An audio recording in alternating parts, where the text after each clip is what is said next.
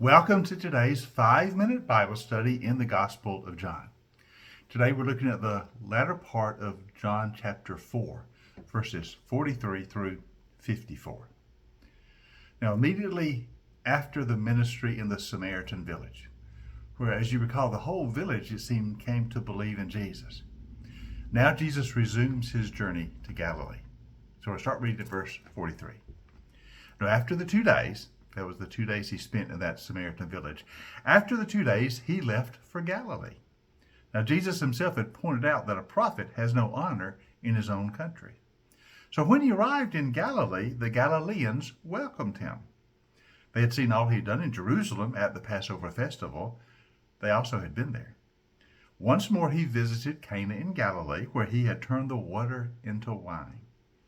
And there was a certain royal official whose son lay sick at Capernaum. When this man heard that Jesus had arrived in Galilee from Judea, he went to him and begged him to come heal his son, who was very close to death. Unless you people see signs and wonders, Jesus told him, you will never believe. The royal official said, Sir, please come before my child dies. Go, Jesus replied, your son will live. The man took Jesus at his word and departed. While he was still on the way, his servants met him with the news that the boy was still living. When he inquired as to the time when his son got better, they said to him, yesterday, at 1 p.m, the fever left him. And the father realized that this was the exact time that Jesus had said to him, your son will live. So he and his whole household believed. Now, this was the second sign that Jesus performed after he came from Judea to Galilee. Notice John tells us this is the second sign he is reporting to us. Now, I told you before that as we work our way through the Gospel of John, he is going to give us the accounts of 7 miracles, which he always calls signs, that Jesus performed, that demonstrated and authenticated to the people who he was. Now, it's not that these are the only miracles Jesus performs. We've already mentioned that in the Gospel of John. It gives reference in passing to many miracles, many signs, many wonders. But John is going to report in detail 7 of them. Remember, at the end of the Gospel, he's going to tell us all the things Jesus did. I haven't tried to tell you that they would fill all the books in the world. I haven't got room. But I've told you 7 miracles which demonstrate who Jesus was.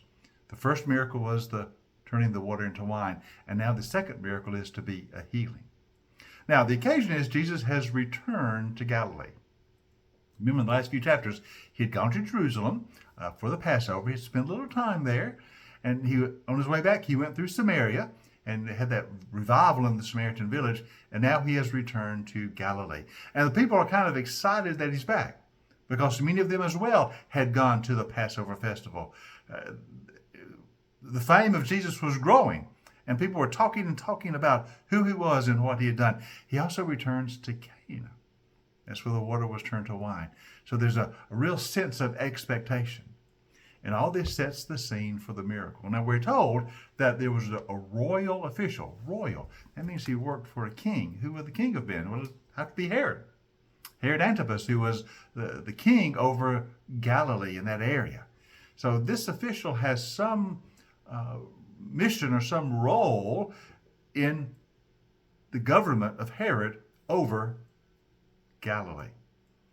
But he's got a desperate situation. His son is sick. We're told it's a fever, and he's not getting better. He seems to be close to the point of death, and this father is so afraid he's going to lose his son.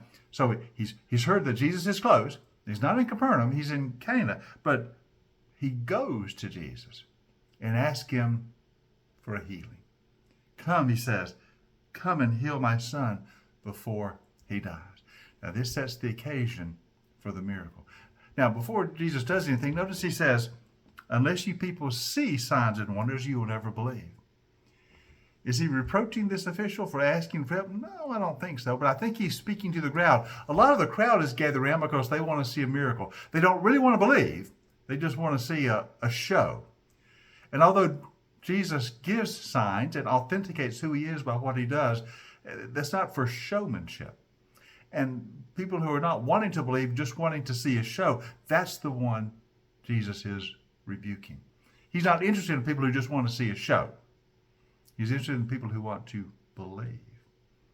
You see, some folks just want to see a show. They want to be entertained by a miracle. Jesus is not an entertainer. The miracles point to who he really is. They are signs to show us who he is, but they're not just entertainment. And so Jesus is rebuking those who are only looking for entertainment. But the official says, I'm not looking for entertainment. I just want my son to live. He's so sick. Please do something.